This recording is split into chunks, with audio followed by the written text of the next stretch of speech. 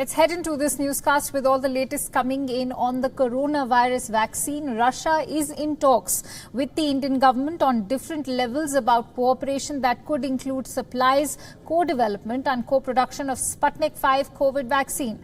According to reports, Russia has shared data on the vaccine with India. This comes as Russia prepares to make the vaccine available to the public as early as this week. The Russian ambassador to India, Nikolay Kudashev, said that the vaccine would be ready to be widely used following some technical steps.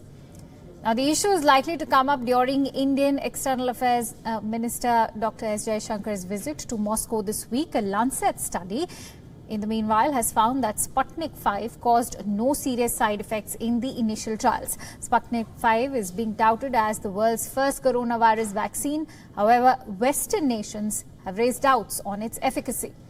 Meanwhile, Russia's Gamaleya Research Institute has said that it will release a batch of vaccine after obtaining permission from the country's medical watchdog. The vaccine will be distributed locally by the Russian Health Ministry. Over 40,000 people are expected to participate in the phase 3 trial of Sputnik V. Top Russian leaders, including Defense Minister Sergei Shoigu, have already been inoculated with the COVID-19 vaccine. Now, what exactly does Russian and India's cooperation on COVID vaccine mean? Now, Russia is in talks with India to produce the Sputnik V vaccine in India. The country is in touch with Indian regulators and manufacturers. Russia is also interested in transferring vaccine technology to India in order to bolster production. India is among the world's largest vaccine manufacturers. Russia is also open to holding phase 3 trial of the vaccine in India. For more details, let's quickly go across to Julia Chapman, who's joining me live from Moscow with more details. Julia, a very warm welcome to you. Now, this is indeed big news. India is also at the same time now the second nation with the highest caseload. How can India and Russia expedite the vaccine's production?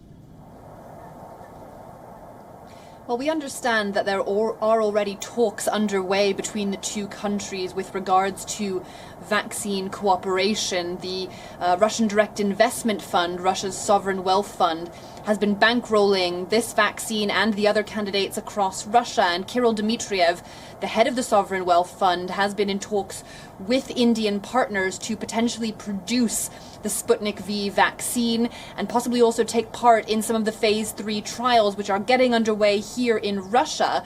But we understand that it is essential for vaccine development to test vaccines in lots of different epidemiological conditions. And of course, as we know, India has one of the largest outbreaks in the world. Russia has also had one of the biggest ones, but it has largely subsided, particularly here in Moscow. So the conditions are very different.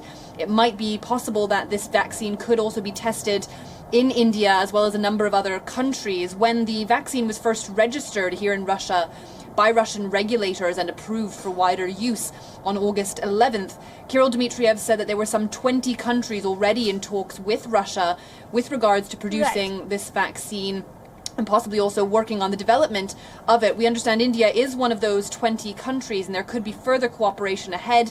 Mr. Dmitriev also said that India was not one of the countries that had criticized Russia last month when the vaccine was registered. There were a lot of countries that were expressing hesitance when there was no data about this, but there is now some data that has been published, although it's still too early to know for sure whether this is safe and effective.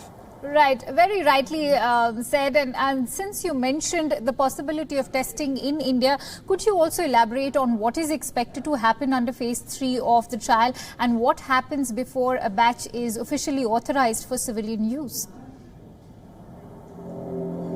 So we know that the vaccine has already been approved by regulators, but that is only allowing it to go ahead with phase 3, which, as you mentioned, will involve some 40,000 healthy volunteers here in Russia to take part. 10,000 of those volunteers, 1/4, will receive a placebo. It will be a randomized trial. Now, phases 1 and 2, which are already finished, we now know only involved 76 people, and every single one of them received the vaccine. They all knew they were receiving the vaccine, so there was no placebo no comparison. And that is one area of concern for epidemiologists who say that that means we cannot simply know how effective this is yet or how safe. And so phase 3 will be really ramping up the trials, giving a much broader picture and a much longer term picture of the effects and efficacy of the Sputnik V vaccine. Right. But in order to get a better picture, as I say, they'll need to test it in a lot of different epidemiological conditions, and India could be one of those. Right. The issue of efficacy is something which is very understandable because everybody knows that they are dealing with an unknown enemy. What explanation have Russian authorities offered to counter criticism over the vaccine's efficacy? Well, they say that in the early phases of this trial with those 76 people that took part, there were no serious adverse side effects after receiving the vaccine. And in 100% of participants, they developed an immune response. They all developed antibodies against COVID-19, some of them up to 1.5 times higher than people who have actually recovered from coronavirus. But nevertheless, there's still no evidence that in the longer term this could prevent infection of COVID-19, that it could prevent passing it on to other people who may not have been vaccinated. So it's still certainly early days, but the initial research is very promising. But as we know, vaccine trials take many months to get a better understanding of how this vaccine can really prevent infection of COVID-19. So there's still a lot to learn and a long way to go. A long way to go. That's a more sensible way to put it across. Thank you so much, Julia, for bringing us all those latest details.